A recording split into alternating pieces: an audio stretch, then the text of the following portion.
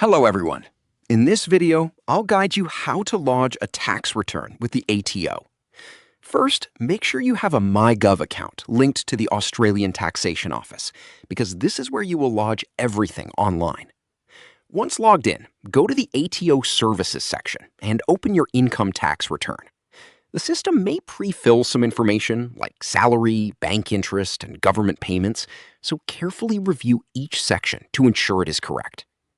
Next, add any missing income, such as freelance work, side jobs, or investments. After that, enter your deductions, including work-related expenses, donations, or any eligible claims, but make sure you have records to support them. Double-check your personal details, bank account information, and tax file number before proceeding. Once everything looks accurate, submit your return electronically. After submission, you will receive a confirmation, and the ATO will start processing it, which can take several days to weeks, depending on complexity. You can track progress anytime through your MyGov account, and respond quickly if the ATO requests additional information or verification.